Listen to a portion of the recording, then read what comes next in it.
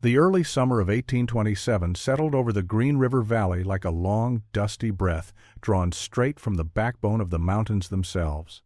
Dawn came slow, a thin spill of light creeping over the Wind River Range and touching the broad meadow where the rendezvous sprawled in all its unruly glory.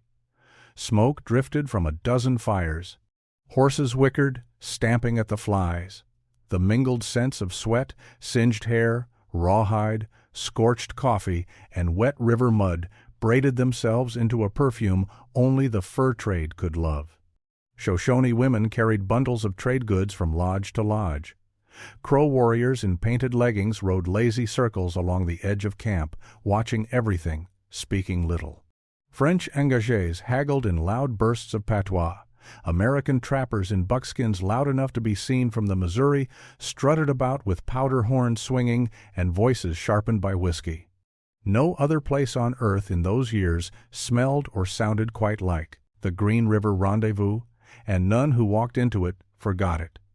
Elias Boone Hardesty stood a little apart from the din, beside a canvas lean-to that barely qualified as shelter. He was not one of the loud men. He was not one of the famous ones either. No Bridger, no Provost, no Ashley, even though he had ridden with most of them at one time or another. Hardesty lived in the cracks between companies, a man who showed up when the snows melted and vanished again before the first geese flew south. Some said he wintered with the Crow. Others swore they saw him riding alone near the Three Forks country in storms that would freeze the marrow in a wiser man's bones. All anyone truly knew was that he kept to himself, trapped enough beaver to stay afloat, and carried with him a rifle old enough to have its own stories. At this moment, however, Hardesty's attention was not on the camp, nor even on the wind rivers gleaming like blue teeth in the distance. His eyes were fixed on a fragile, the sheet of yellowed vellum laid across his knees. The edges curled and flaked. The ink had faded to a brown ghost of its former self. But the shapes mountains sketched like jagged claws, a river twisting south, a sun-like symbol drawn over a shaded cliff remained unmistakably deliberate. A 17th-century Spanish hand had drawn this map. Hardesty had been told it was copied from the journal of a dying friar in Santa Fe, a man who spoke of mines far to the north, where the mountains breathed warm air, and the stone ran red as blood. Hardesty did not know whether to believe that tale, but he had seen enough strange things in these mountains to know that unbelief was just another kind of ignorance. He traced a scarred finger over the brittle surface and murmured to himself, trying to match the drawn ridges with the country he knew. Larpenteur had written once Hardesty had heard the passage recited by a literate trapper that the West was a map half made by men and half guessed by fools. Hardesty wasn't sure which half he belonged to. Staring at that scrap again, Hardesty? The voice came loud as a cracked drum. Hardesty didn't need to look up. Only one man in the rendezvous could make mockery sound like a profession. Rafe Greeley, 6'2", shoulders like a freight mule, a mouth in constant need of a beating. He swaggered toward Hardesty with two of his cronies in tow, men who mistook size for strength and laughter for courage. Greeley stopped in front of him, tilted his head, and squinted down at the vellum. "That map's as useful as a beaver trap without springs," he announced. "Spanish mines? North of Taos? Hell, next you'll be telling us the Crow've got a bridge over the Big Horn." The cronies laughed, one snorting whiskey through his nose. Hardesty said nothing. Silence was often his best weapon. Greeley jabbed a thumb toward the map. "Every greenhorn that stumbles into Taos hears some Spaniard's ghost story about lost silver. Men've been chasin' that nonsense since before you were in long shirts. All ghosts and no gold." Hardesty folded the vellum carefully, almost reverently, and slid it into a pouch he kept tied close to his chest. "Nobody asked your leave to chase anything, Greeley?" "Oh, I know," Greeley said with a grin. "But if a man is bound to make a fool of himself, the least we can do is enjoy the show." Before Hardesty could answer, a soft cough came from behind him. A Ute elder, his hair bound with strips of red cloth, had approached without sound like twilight forming around a flame. The man pointed to Hardesty's pouch. "You carry Old Mountain," the elder said in slow, accented English. Hardesty blinked. "What do you know of it?" The elder looked at Greeley, then back at Hardesty, and drew closer until the smoke-furrowed lines of his face were clear as a carved mask. His voice lowered to a hush. "Those signs," he said, tapping his chest, "my grandfather told of them. Place where rock is red, where tunnels breathe warm wind, where men hear the earth speak." Greeley barked a laugh. "Hear the earth speak? Damn, Hardesty, even the Utes think your story's a children's tale." But the elder's eyes remained fixed on Hardesty, deep, dark, and solemn. "Some who go there," he said quietly, "do not return." He stepped back, folded his arms, and offered no more.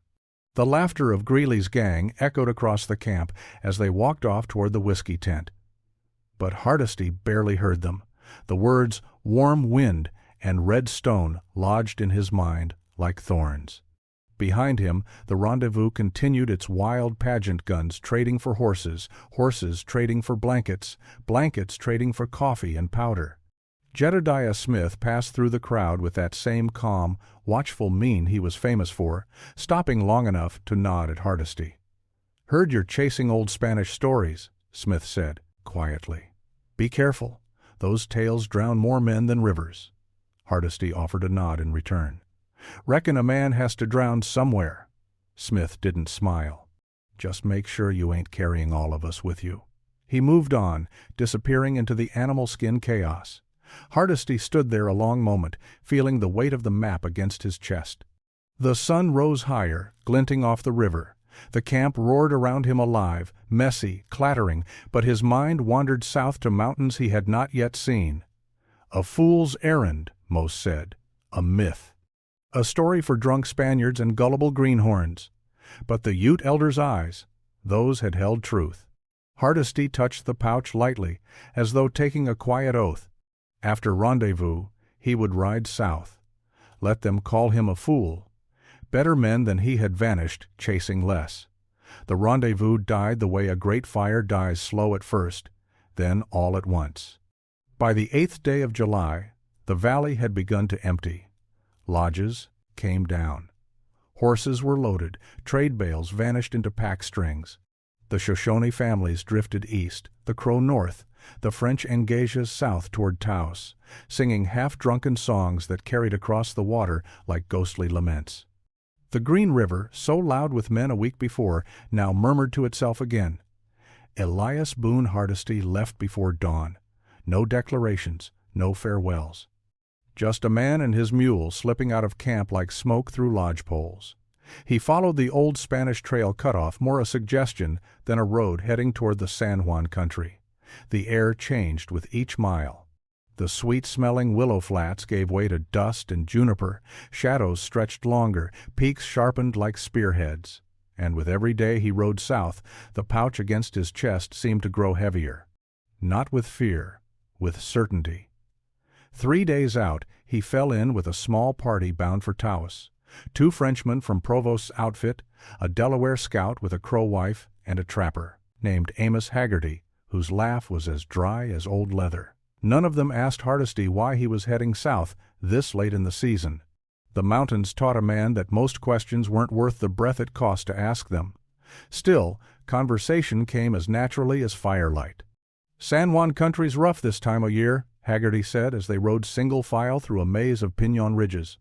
"Flash floods, renegade Comancheros, maybe worse." Hardesty nodded once. "Not my first time through." "Ah," Haggerty replied. "But maybe your first time riding with that." He jerked his chin toward the long-barreled rifle tied in Hardesty's scabbard.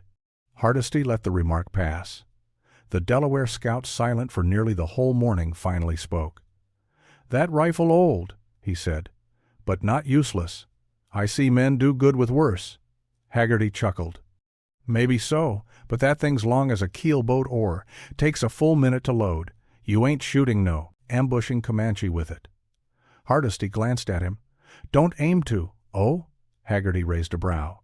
"I aim to shoot the man leading 'em," Hardesty said simply. The Frenchman hooted. Haggerty grinned. And the Delaware nodded, seeing sense where the others saw bravado. The road to Taos was mean. Twice they had to skirt fresh sign tracks of Comancheros disguised as traders. Once the group awoke to find a dozen vultures circling low, the ground beneath them reeking of a half-buried carcass left by scavengers. Still, the men pressed on. On the sixth evening, as the sun bled out over the horizon, Hardesty walked away from camp to study the map again. The vellum fluttered in the cooling wind like a dying bird. The symbols the sun marking, the river bend, the twin-peaked mountain glowed faintly in the last light. He felt someone approach before he heard them. It was Haggerty. "Men carry strange things after rendezvous," he said. "Regrets, hangovers, debts." His eyes dropped to the map.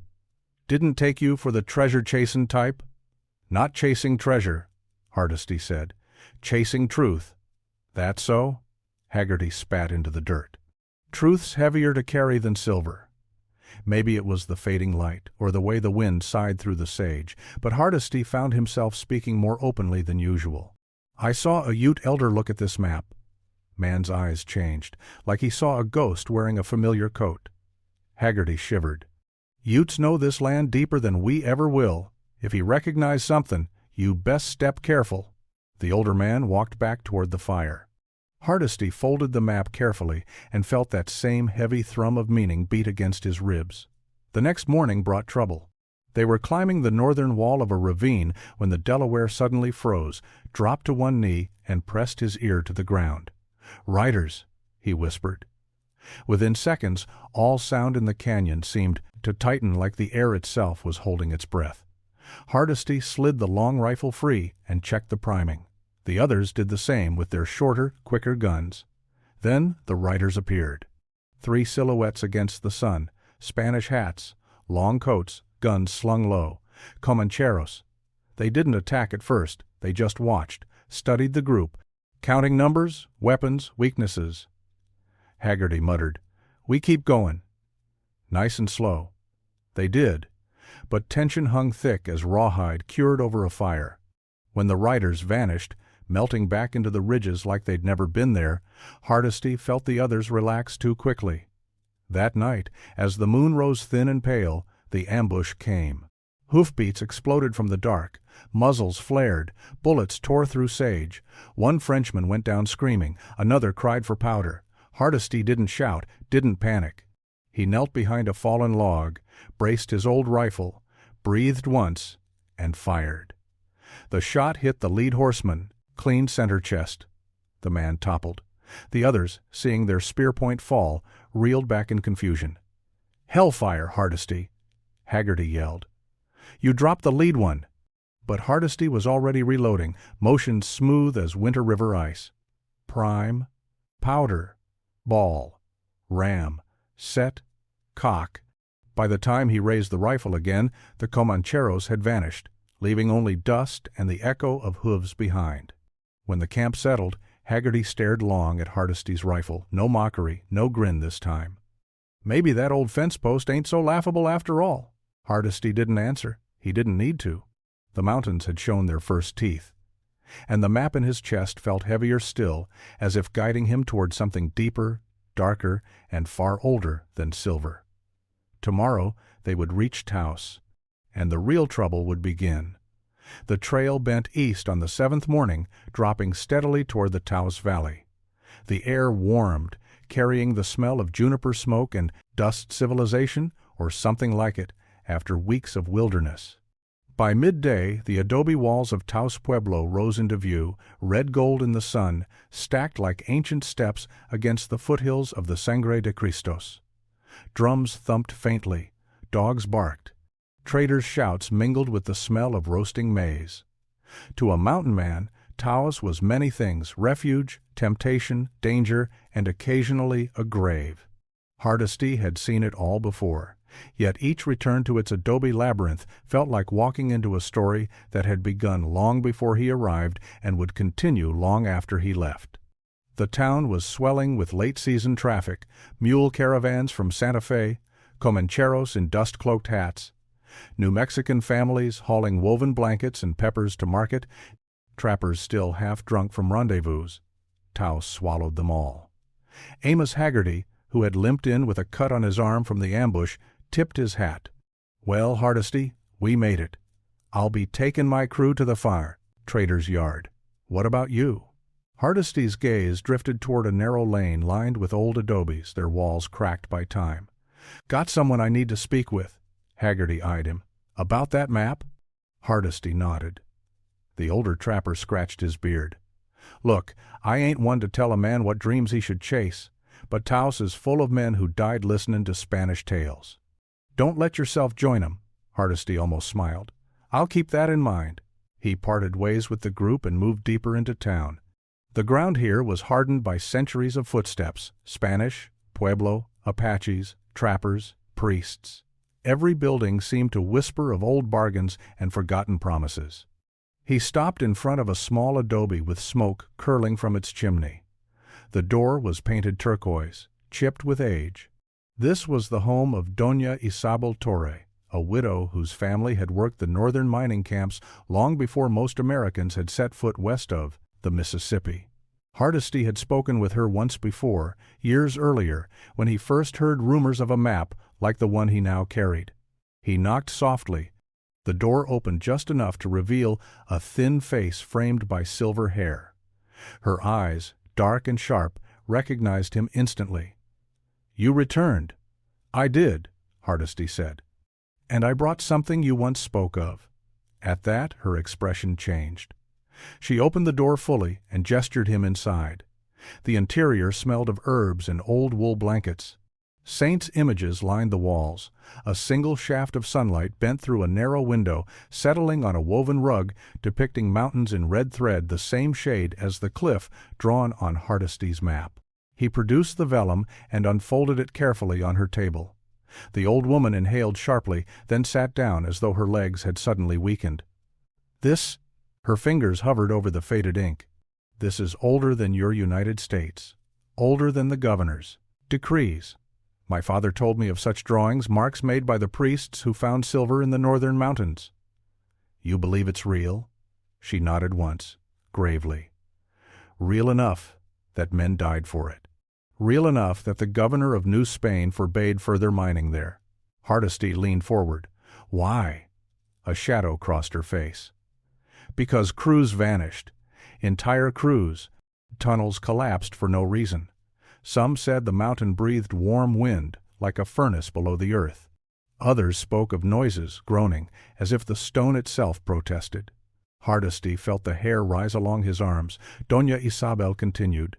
"The papers from that time mention a place called La Montaña Roja, the Red Mountain, a site of great promise and greater danger." She traced a symbol on the map, the sun-like mark. This was a warning. The friar who drew this knew what he had seen. Hardesty exhaled slowly. The Ute elder's words at rendezvous echoed in his mind. Warm, wind, red stone, men not returning. "What would you do, Doña?" he asked, "if you held this map?" Her eyes found his with unsettling clarity. "Burn it." Hardesty said nothing. The room felt smaller suddenly.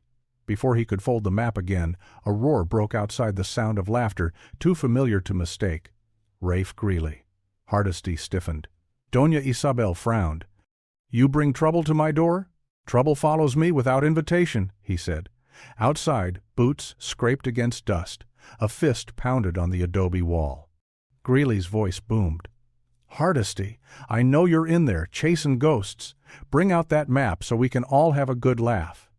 Doña Isabel whispered harshly, "Go out the back, now." Hardesty slipped through a tiny rear doorway into a sunlit courtyard overgrown with sage.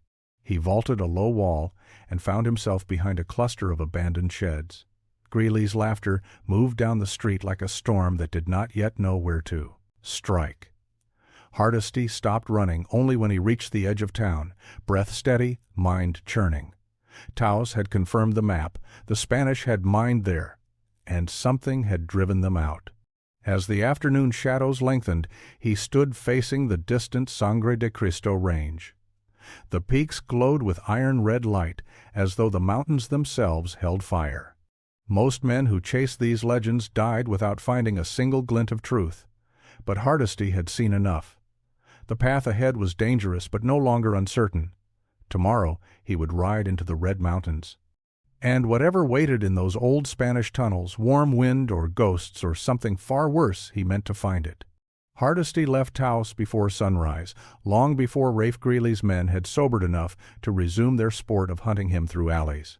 The town lay behind him like a fading dream, its adobe walls still blue in the early light, its bells silent, its streets empty, but for a few dogs nosing through last night's refuse. The Sangre de Cristos rose ahead, iron red in the dawn, as though the mountains themselves were bleeding into the sky. He followed a narrow trail that wound through sagebrush and cottonwood groves, always climbing. The higher he rode, the quieter the world became. The noise of Taos slipped away, replaced by the rustle of wind in pinon boughs and the distant rap of a woodpecker. The trail soon narrowed to the width of a mule's shoulders, hugging slopes steep enough to give lesser men trembling hands. Hardesty was not a lesser man. By mid-morning he had climbed high enough that the valley spread beneath him like a painted map. He stopped to rest the mule, letting it drink from a trickling spring. As he bent to refill his own canteen, a voice spoke behind him, "You ride toward old places." Hardesty's hand snapped to the grip of his knife before he turned. A young Ute stood 10 paces away, lean as a willow and dressed in soft-tanned buckskin. An eagle feather hung from his braid. His bow, unstrung, rested across his back. He did not smile. Hardesty relaxed his hand. "You followed me." The young man nodded. "I saw you speak with the elder at the big camp. I saw the map he looked at." Hardesty's jaw tightened. "You know of it?" "My grandfather told stories," the Ute said, "of a mountain where the rocks were red and the tunnels breathed warm wind. He said the white priests dug there until the mountain grew angry." "Angry?" Hardesty raised a brow. "You do not listen," the young man replied calmly. "These lands have spirits older than the trails your men ride." He pointed toward the rising peaks. "You seek the Red Mountain. You need a guide." Hardesty studied him. "And what's your name?" "Tava," he said. "My father hunted these valleys. My grandfather mined with the priests before they died. He said anyone who returns to that place must close it forever." Hardesty felt a shiver crawl up his neck. "You're offering to take me there?" Tava nodded. "Yes, but I do not go for silver. I go to see whether the stories are finished or if the mountain still breathes." Hardesty glanced toward the mule, toward the dusty trail behind him, thick with the footprints of men who would not mind killing him for a scrap of vellum. He had no illusions about the path ahead. A guide might mean the difference between discovery and a lonely grave. "Come along, then," he said. Tava stepped beside him, silent as drifting smoke. They traveled together for 2 days, climbing higher into the spine of the Sangre de Cristos. The trails grew meaner. Sheer cliffs rose on both sides, and the mule snorted nervously when stones clattered down from unseen ledges. Hardesty admired how Tava walked with the mountains as though every ridge, every shadow, every shifting wind were speaking to him in a language older than human memory. Food soon became scarce. On the 3rd morning, they found themselves without meat. Hardesty laid 2 steel traps near a rabbit run, but Tava only shook his head. "No rabbit," he murmured. "They hide from the spirits today." Then he knelt beside a patch of disturbed soil. With practiced hands, he set a snare using a sinew cord and a sapling bent to the ground. An hour later they had a fat marmot roasting over a small fire. Hardesty ate in silence, grateful. "You're a good partner to have in these hills." Tava shrugged. "My grandfather taught me. He taught me many things. Some I believe. Some only make sense when the mountain whispers." Hardesty poked at the fire. "Does your grandfather's story say where the mine is?" Tava pointed toward the distant peaks. "Past the twin ridges, in a canyon the color of old blood."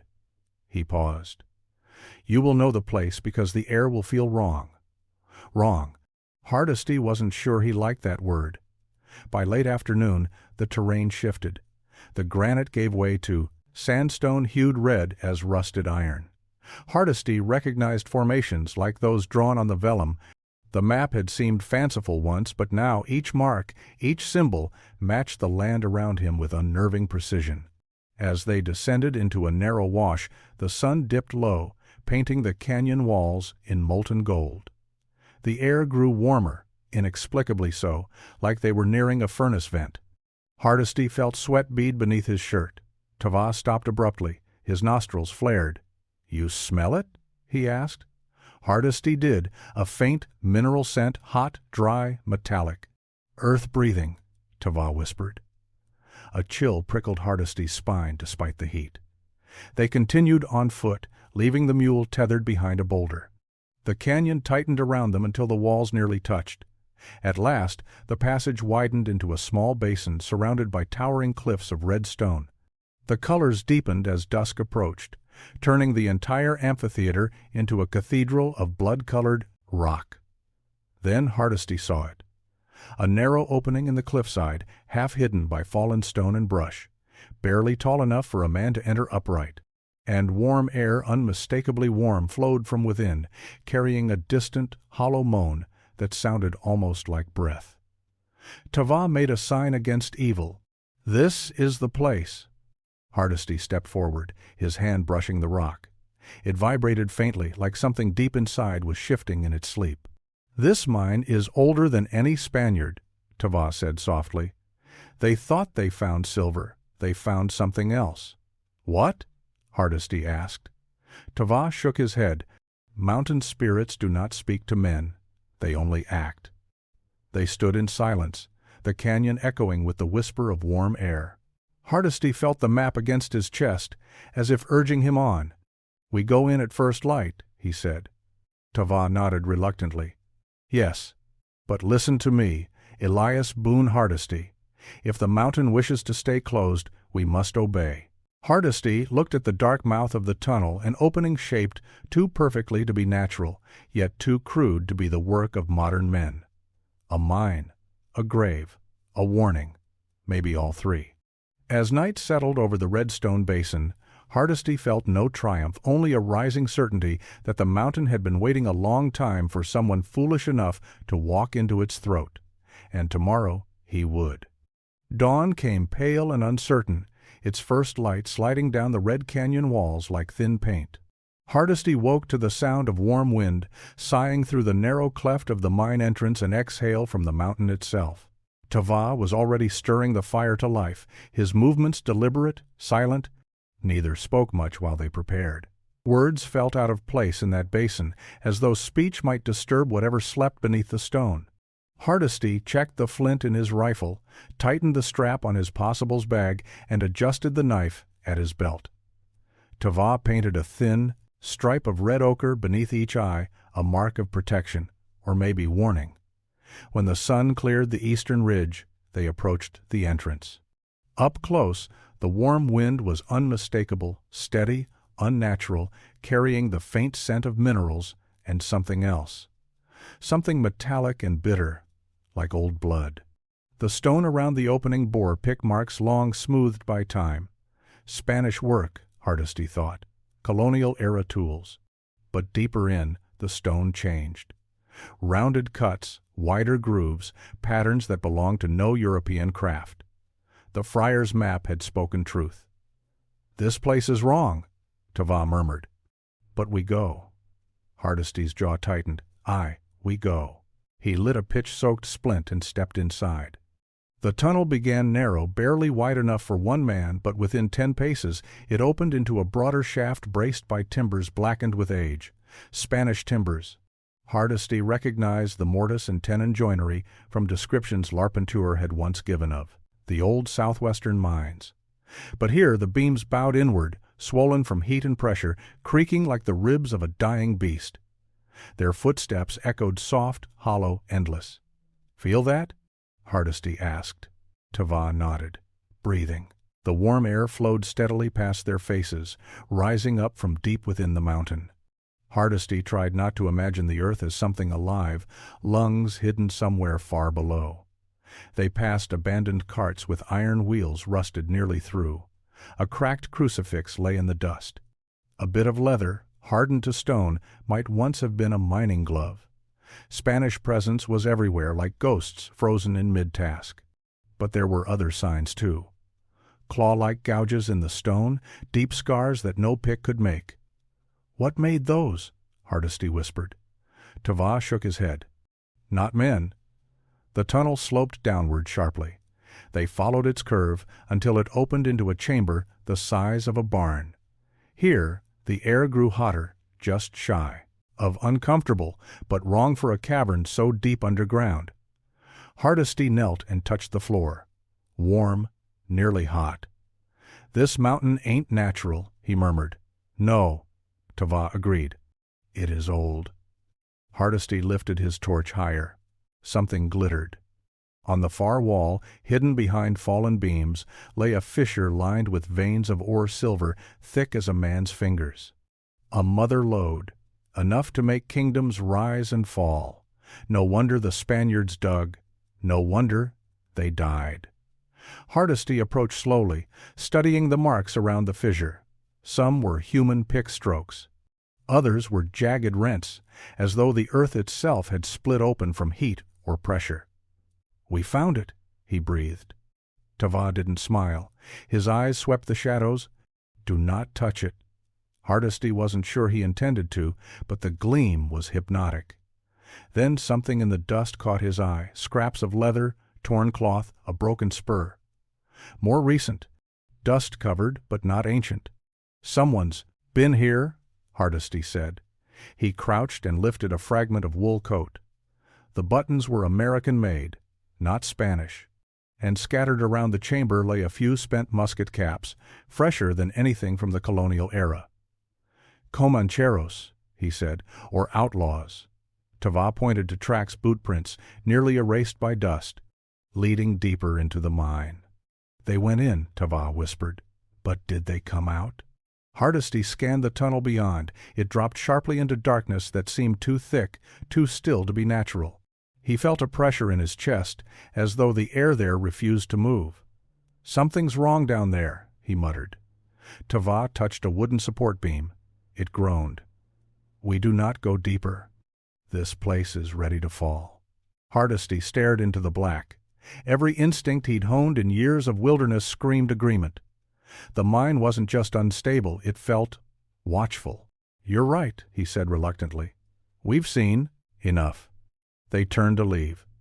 That was when Tava froze. "Boot tracks," he whispered. "Fresh." Hardesty's heart lurched. He followed the young youth's gaze to the dust near the entrance of the chamber. The tracks pointed inward toward them, not away. Hardesty's grip tightened on his rifle. "Someone's following." Tava drew his knife, eyes narrowing. "Greeley?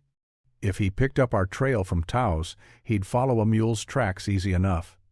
The warm wind pulsed harder now, as though the mountain exhaled in warning. And then, faintly, from outside the mine, voices, low, murmuring, laughing. Greeley's men. Hardesty extinguished the torch, plunging the chamber into darkness. The warm air brushed against his face like the breath of some buried giant. "We're trapped," Tava whispered. "No," Hardesty said. "We're not." He grabbed Tava's arm and guided him through a narrow side passage half hidden by fallen stone. The warm air flowed, faintly there too, but weaker, suggesting a second exit, or at least a place to hide. Behind them, footsteps entered the mine, slow, deliberate, accompanied by the scrape of a boot heel on stone. Rafe Greeley's voice echoed faintly. "Hardesty, come on out, boy. Bring that map. You ain't burying secrets all by yourself." Tava met Hardesty's eyes. "They follow us deeper. The mountain will take them." Hardesty swallowed hard. He wasn't sure whether the thought comforted him. The earth groaned overhead, and dust drifted from the beams. The mountain was waking, and anyone inside it, man or spirit, would soon face its judgment. The mine groaned again, a deep, shuddering tremor that sent dust drifting from the ceiling like pale ghosts. Hardesty pressed a hand against the warm stone, feeling the pulse of the mountain flicker beneath his palm.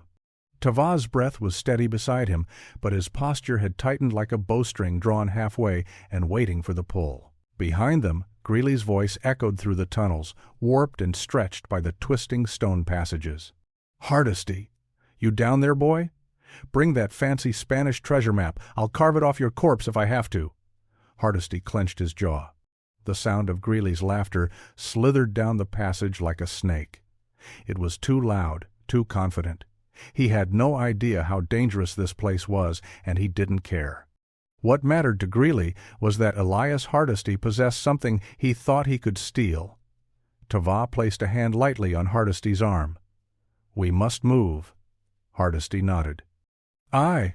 Quiet now." They slipped down the narrow side passage, the walls pressing in close. The warm wind came weaker here, but it still whispered faintly, guiding, warning, breathing. Hardesty couldn't tell which. The tunnel bent sharply left, then right, then dropped into a slanted chute of polished stone. Hardesty crouched low and slid silently, boots skidding on grit. Tava followed behind, nimble as a cat. When they reached the bottom, Hardesty extinguished the tiny ember of his torch, letting his eyes adjust to the dim amber glow filtering through cracks in the rock. The mine was riddled with fractures where sunlight seeped through thin as needles, but enough to see by. They crept into another chamber. This one was smaller. The ceiling hung lower, beams cracked and sagging. Old Spanish picks and broken shovels lay scattered across the floor, half buried in dust. A leather-bound journal lay crushed beneath a fallen rock, its pages torn, but symbols and Spanish script still faintly visible. Tava knelt beside it. "Your people do not listen," he murmured. The mountains spoke. They stayed. Hardesty wasn't sure whether he meant the Spaniards or the Americans. A sudden sharp sound snapped them both around. A stone had shifted behind them. Hardesty lifted his rifle, slow and silent. The old long-barreled Hawken felt steady in his hands, as, though every winter he'd spent filing its sights and tightening its lock, had prepared it for this moment. He stepped forward, eyes narrowed. Another sound, closer this time, a boot scuffing dirt. Then a voice, low and cunning. "He's near. Spread out." Greely's men. The chamber swallowed sound, bending it unnaturally. Hardesty could not tell where they were. The mine seemed to breathe around him hot, restless, unpredictable. Tava whispered, "We cannot fight many in here. The beams—" "I know," Hardesty said. If the outlaws fired muskets recklessly, the concussion alone might bring the roof down. Hardesty pointed upward, toward a fissure in the rock wall that led into a higher alcove. "We climb." Tava nodded. Together they moved silently, fingers finding small holds in the rough stone.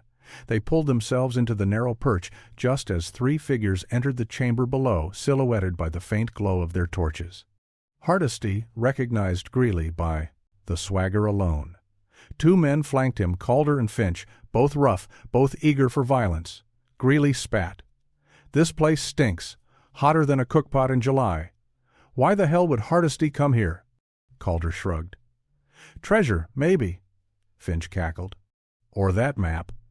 Maybe he thinks he'll find silver enough to buy himself a new rifle instead of that fence post he carries." Their laughter echoed sharply, too loud for the fragile chamber. Hardesty watched from above, hands steady on his rifle. He had one shot before the others scattered. But he didn't fire, not yet. Not inside this collapsing pit. Tava leaned close, whispering, "We go around. There is another way to the canyon. Follow me." Hardesty nodded. But as they moved deeper into the alcove, Tava suddenly winced a sharp intake of breath and froze mid-step. A low scraping sound followed. Hardesty turned just in time to see a timber shift above them. "Tava!" The beam cracked like a rifle shot. A curtain of stone dust exploded. A rock the size of a barrel broke free from the ceiling and plummeted. Hardesty lunged, shoving Tava aside. The rock smashed into Tava's leg with a sickening thud. Tava went down with a cry he tried and failed to swallow. At once, Greely's men below stiffened. "You hear that?" Calder hissed. Greely grinned. "Found him! Hardesty's blood iced!" Tava was writhing, clutching his leg. Blood streamed through his fingers. "Can you stand?" Hardesty whispered. Tava shook his head violently. "Go," he gasped. "You must go." Hardesty set the young man's back against the wall. "I'm not leaving you." "You must," Tava insisted. "You fight them. The mountain will finish the rest." "Below," Greeley barked orders. "Calder, Finch, circle around that ledge. Hardesty's cornered." Hardesty's jaw locked. He checked the priming on his rifle. The frizzen gleamed faintly. Tava's voice trembled. "You cannot. Fight all in the dark." Hardesty shook his head. "Not in the dark." He lifted the torch Tava carried and hurled it across the chamber. It hit a pile of rotten timbers and burst into sudden flame. The whole cavern lit up in flickering orange, revealing Hardesty's perch, Greeley's position, every stone and shadow. And for the first time, Greeley saw him. "Well, I'll be damned," Greeley roared. "Hardesty, bring me that map and maybe I'll spare your hide." Hardesty rested the long rifle across his knee. "You always talk too much, Greeley." He fired. The rifle cracked one sharp, perfect thunderclap that echoed like the judgment of the mountain itself.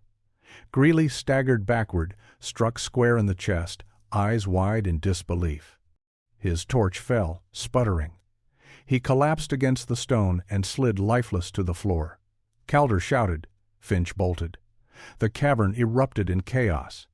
Hardesty reloaded with practiced calm, each movement smooth and certain. Powder, patch, ball, ramrod. Tava watched him with fierce pride despite the pain. "Your rifle is not useless." "No," Hardesty said softly. "It never was."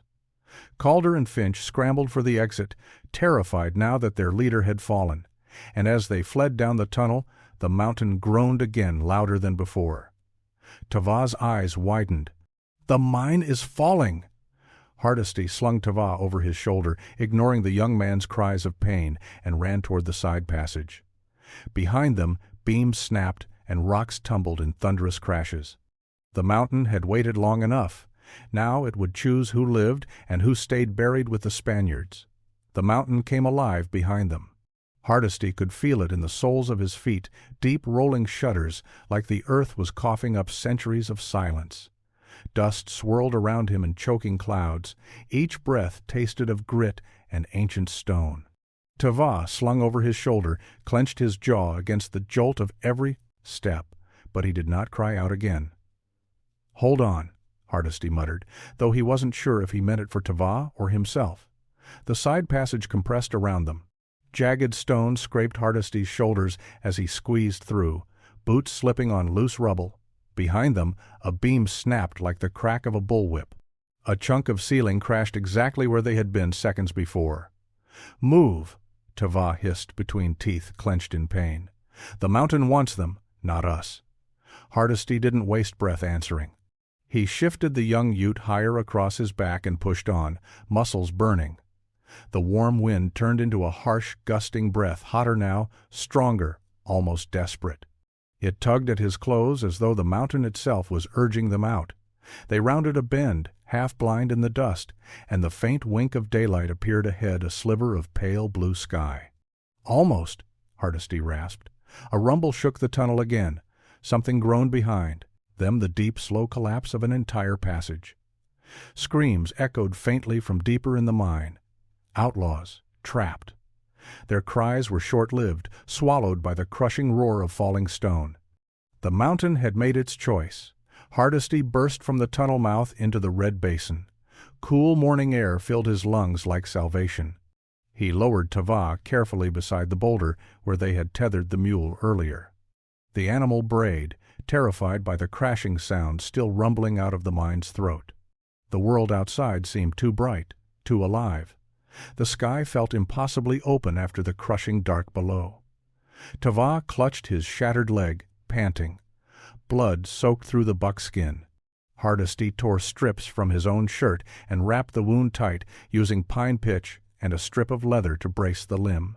"You saved me," Tava whispered. His voice was thin but steady.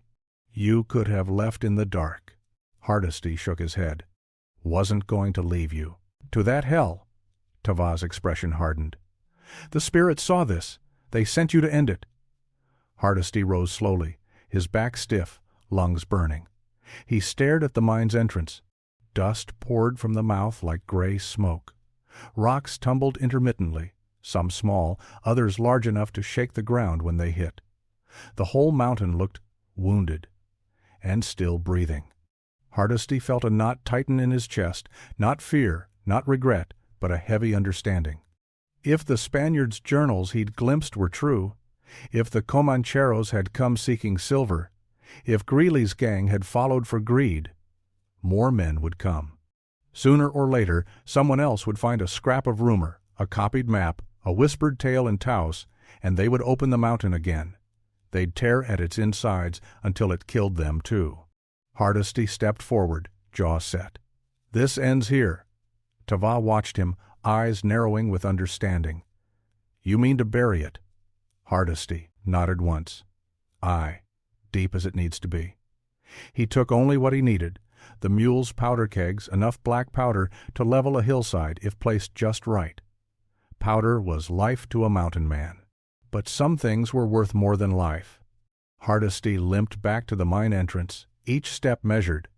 Tava called after him, but the wind drowned the words. At the tunnel mouth, Hardesty crouched and studied the weakened timbers and cracked support beams. The mine was a skeleton held together by nothing but luck and the stubbornness of dead men. He placed the first powder keg between two sagging beams, tucking it deep where the collapse would be the weakest. Then he set another near a spiderweb of fractures in the ceiling, fault lines waiting for a touch. He hesitated only once. The vellum map in his pouch crinkled against his chest. A fool's treasure, a dead friar's warning, a temptation strong enough to kill whole companies of Spaniards and Americans alike. Hardesty removed the map. He held it up to the sun. The ink glimmered faintly.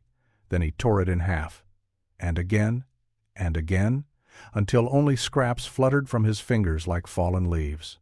He left the pieces on the wind and lit the powder fuse. Hardesty turned and ran. The explosion came a heartbeat later, deep, thunderous, violent.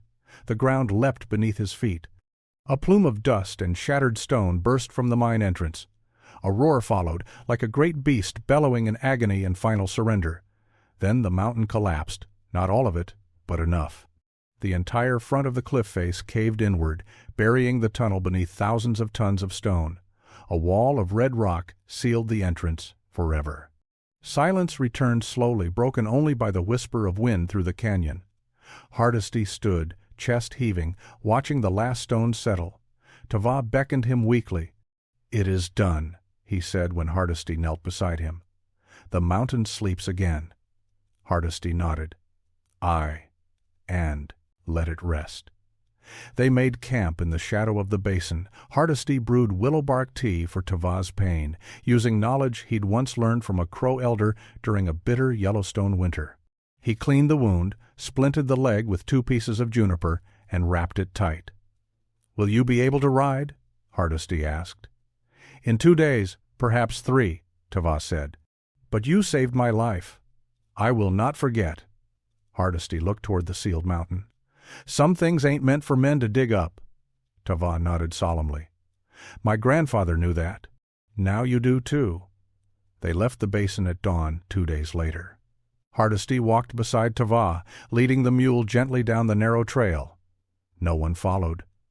No one would ever find the mine again. Weeks later, when Hardesty returned to Taos, a few trappers whispered that he had followed a map into the mountains and returned alone, carrying no silver, no treasure, only a quiet look in his eyes that made men lower their voices. And when a greenhorn asked whether the Spanish mines were truly real, Hardesty answered only, "Some mountains ain't meant to be emptied." Then he rode north into the Wind River hills, his old long rifle across his lap, and no one mocked it or him again.